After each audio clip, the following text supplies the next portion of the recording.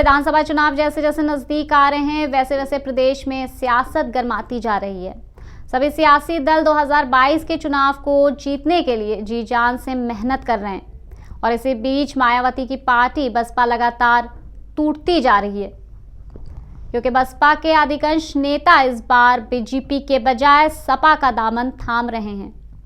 अब देखना यह होगा कि क्या मायावती की पार्टी बीएसपी में सेंध लगाकर अब अखिलेश यादव अपनी रणनीति बनाकर यूपी के 86 सीटों पर कब्जा कर पाते हैं या नहीं।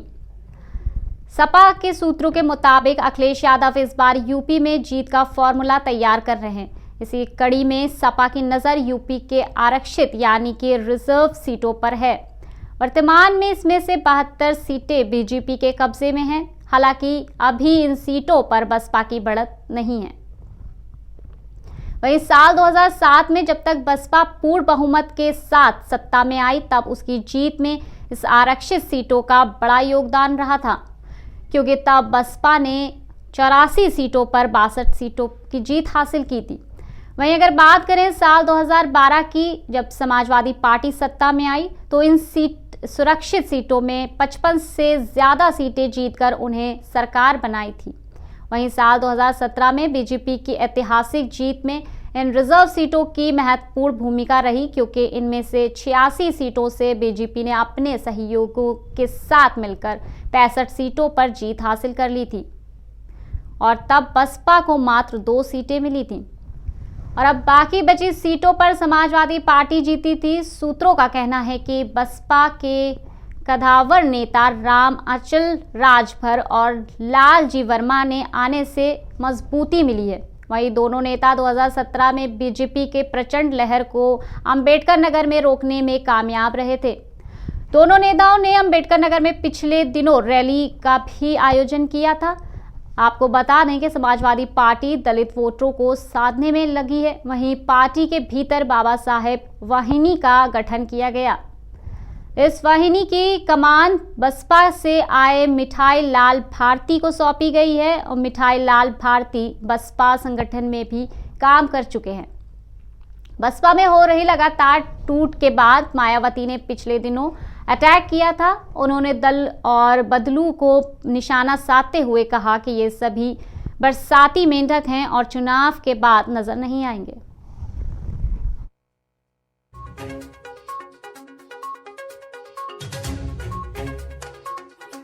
महाआंदोलन राष्ट्रीय मंच पर उपस्थित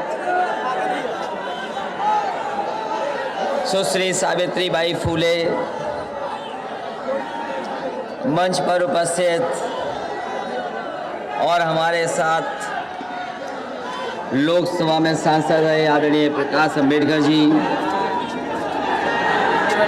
मंच पर उपस्थित आदरणीय ओम प्रकाश राजभर जी, सुबचन राम जी, अक्षय वर्णनाथ कनौजिया जी, आदरणीय भीमराव यशवंतराव अंबेडकर जी, समाजवादी पार्टी के बाबा साहब अंबेडकर वाहिनी के राष्ट्रीय अध्यक्ष मिठाई लाल भारती जी, समाजवादी पार्टी के प्रदेश के अध्यक्ष नरेश उत्तम जी, मंच पर उपस्थित बीडी नकवी जी, मंच पर उपस्थित श्रीमती पल्लवी पटेल जी, हाल ही में समाजवादी पार्टी में जुड़े बहुत ही वरिष्ठ नेता पूर्व में रहे मंत्री आदरणीय लालजी वर्मा जी,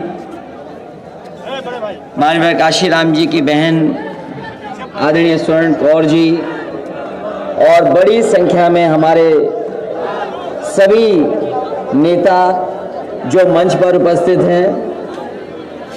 आज के कार्यक्रम में बड़ी संख्या में उपस्थित आप सभी हमारे बुजुर्ग, नौजवान साथी, पत्रकार बंधुओं, मैं सबसे पहले सुश्री सावित्रीबाई फूले जी को बहुत बहुत बधाई देना चाहता हूं कि उन्होंने हम सब लोगों को इस मंच पर ला करके और मंच पर बैठा करके संकल्प लेने का काम किया है और हम उनको भरोसा दिलाते हैं। मंच पे जितने भी साथी बैठे हैं, मैं उनकी भावनाओं से अपनी भावना जोड़ता हुआ कह रहा हूं कि जो संकल्प उन्होंने याद दिलाया है, हम समाजवादी लोग आपके संकल्प के साथ खड़े हैं। और जिस तरीके से अंबेडकरवादी आज आगे निकल करके आए संविधान को बचाने के लिए, हम समाजवादी लोग भी उनके साथ कंधे से कंधा मिला करके उनके साथ खड़े दिखाई देंगे।